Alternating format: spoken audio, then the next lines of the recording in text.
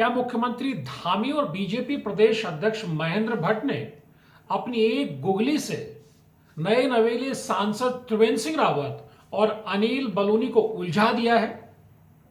क्या बद्रीनाथ और मंगलौर में विधानसभा पालक बनकर अनिल बलूनी और त्रिवेंद्र सिंह रावत बीजेपी की जीत सुनिश्चित कर पाएंगे?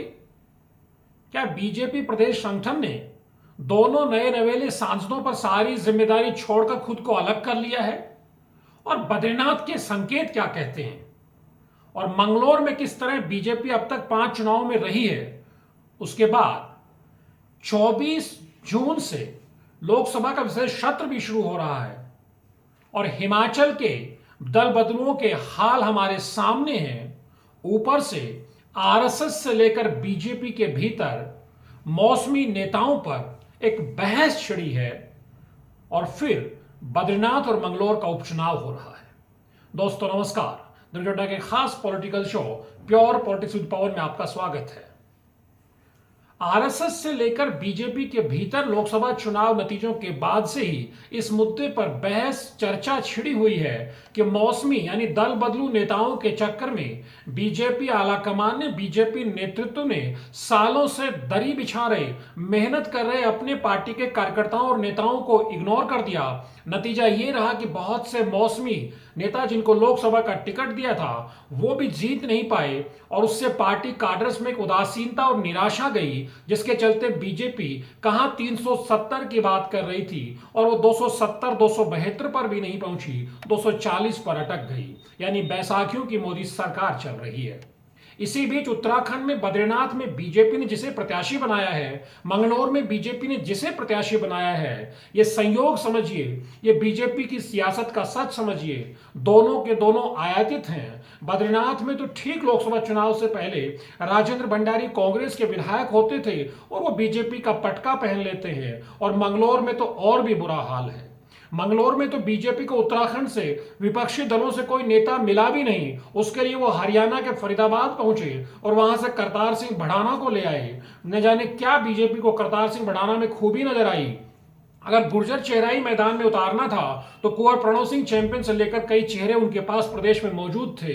अब अंदर ही अंदर बीजेपी में खुसर पुसर जरूर हो रही है, लेकिन बड़ा सवाल यह कि त्रिवेंद्र सिंह रावत करतार सिंह भड़ाना की जीत सुनिश्चित कैसे करेंगे। बीजेपी की कोर ग्रुप ने यह तय किया है कि त्रिवेंद्र सिंह रावत हरिद्वार से अब सांसद बनकर आ गए हैं, इसलिए वही मंगलौर में जो 5 विधानसभा चुनाव से नहीं हो पाया वो जादू करके दिखाएंगे। क्योंकि 2022 के विधानसभा चुनाव में भी जो बीजेपी के प्रत्याशी थे वो मंगलौर में बमुश्किल 19,000 वोट भी नहीं हासिल कर पाए थे, क्योंकि ये सीट शुरू से ही बसपा का गढ़ रही है और बसपा से अगर इस सीट को एक बार छटका तो कांग्रेस ने छटका है। और 2022 के चुनाव में तो कांग्रेस के प्रत्याशी काजी निजामुद्दीन भी महज 600 वोटों से पीछे रह गए थे। अब फिर कांग्रेस से काजी निजामुद्दीन सामने होंगे तो बीजेपी ने दाव खेला है करतार सिंह भड़ाना पर। बीएसपी ने हाजी सरबत करीम अंसारी के बेटे को उबैदुर रहमान को मैदान में उतारा है। लेकिन बीजेपी का यह तर्क है कि 2024 के लोकसभा चुनाव में बसपा प्रत्याशी तो महज 5,500 वोटों पर मंगलौर में सिमट गया, लेकिन ये कौन बताए कि कांग्रेस प्रत्याशी वीरेंद्र रावत जब बाकी सीटों से हार रहे थे तब मंगलौर में वो 44,000 से ज्यादा वोट हासिल कर ले जाते हैं, जबकि बीजेपी के प्रत्याशी त्रिवेंद्र सिंह रावत वहां से मात्र 21,000 वोट पाते हैं। यानी दोगुने से भी ज्यादा का अंतर है। इस अंतर को विधानसभा पालक बनकर त्रिवेंद्र सिंह रावत कैसे पाट लेंगे, ये प्रश्न बड़ा है। और बीजेपी के भीतर जब बहस छिड़ी हुई है कि इन मौसमी नेताओं ने बीजेपी का भला किया है या बीजेपी का बेड़ा गर्क किया है, तब करतार सिंह भड़ाना तो वैसे भी काफी चर्चित हैं, क्योंकि वो हर चुनाव में पार्टी बदल लेते हैं और सिर्फ पार्टी और सीट ही नहीं बदलते, वो तो राज्य भी बदल लेते हैं। इस लिहाज से देखा जाए तो क्या त्रिवेंद्र सिंह रावत स्वामी यतीश्वरानंद के साथ जोड़ी बना करके वहां करिश्मा कर पाएंगे?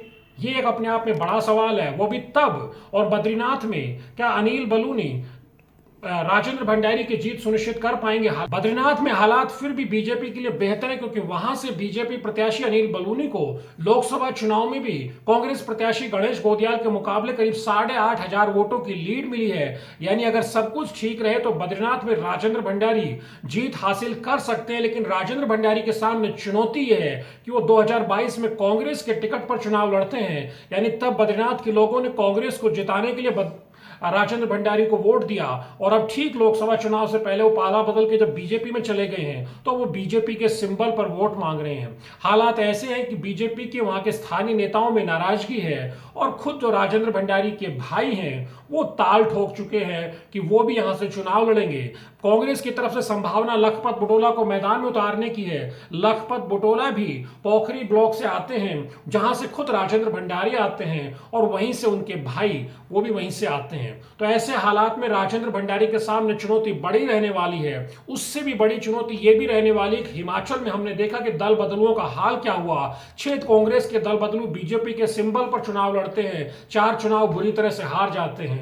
अगर ये नैरेटिव पहाड़ पर चल गया तो राजेंद्र भंडारी के लिए मुश्किल हो जाएगी, क्योंकि लोकसभा चुनाव में हमने देखा कि राजेंद्र भंडारी के आसपास उनके गांव के और दूसरे उनके आसपास के जो दबदबे वाले ब्लॉक थे, क्षेत्र थे, वहां से कई पर कांग्रेस प्रत्याशी गणेश गोदियाल को बढ़त मिली है। और एक बार फिर वहां पर गणेश गोदियाल लखपत बुटोला की लड़ाई लड़ेंगे तो अनिल बलूनी राजेंद्र भंडारी की लड़ाई लड़ेंगे। बीजेपी के भीतर एक सवाल यह भी उठ रहा है कि ऐसे समय में जब 24 जून से लोकसभा का विशेष सत्र शुरू हो रहा है, जब जहां पे नए नवेले सांसदों को शपथ दिलाई जाएगी और उसके बाद स्पीकर का यानी लोकसभा अध्यक्ष का चुनाव होगा, यानी कई दिन इसमें लगने वाले हैं, तब त्रिवेंद्र सिंह रावत विधानसभा पालक बनकर मंगलौर को कितना समय इस दौरान दे पाएंगे और अनिल बलूनी बद्रीनाथ में कितना समय दे पाएंगे, यह भी अपने आप में सवाल है। बीजेपी के भीतर खुसर है कि ऐसी व्यवस्था पहले कभी दिखाई नहीं दी है कि आप चुनकर के सांसद आए हैं, आप चलिए उपचुनाव आप ही जिताइए। उपचुनाव तो प्रदेश संगठन को जिताना पड़ेगा, प्रदेश सरकार को जिताना पड़ेगा। और बद्रीनाथ में हालात बीजेपी के पक्ष में हो भी सकते हैं, क्योंकि राजेंद्र भंडारी खुद भी मजबूत है,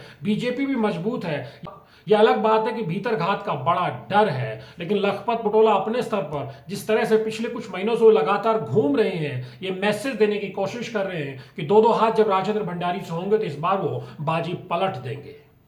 बड़ा सवाल यह है कि मंगलौर में हालात कैसे बदलेंगे त्रिवेंद्र सिंह रावत, क्योंकि उन्हें करतार सिंह बढ़ाने की जीत सुनिश्चित करने के लिए जो बीजेपी 18, 19 और 20 से 21 हजार वोट पर विधानसभा हो या लोकसभा हो वहां जब ठिठक जाती है, जहां पर अल्पसंख्यक और दलित वोटों का समीकरण कांग्रेस और बीएसपी के पक्ष में जाता है, वहां वो किस तरह से 40-45 हजार वोटों का जुगाड़ करेंगे ताकि करतार सिंह बढ़ाना जीत जाए। बहरहाल लड़ाई बेहद दिलचस्प है। त्रिवेंद्र और बलूनी यानी विधानसभा पालक अपने अपने क्षेत्र किस तरह से जीत कर देते हैं, क्योंकि हमें यह भी याद रखना होगा कि जब नतीजों के बाद महेंद्र भट्ट बीजेपी प्रदेश अध्यक्ष प्रेस कॉन्फ्रेंस करते हैं तो वे दावा करते हैं कि हमने बाकी 3 सीटों पर पुराने प्रत्याशी लड़ाए थे, उनको काफी वक्त मिल गया था, इसलिए हम बड़े अंतर से जीते थे। लेकिन हरिद्वार और गढ़वाल में दरअसल हम इसलिए कम अंतर से जीत पाए कि हमारे प्रत्याशी नए थे।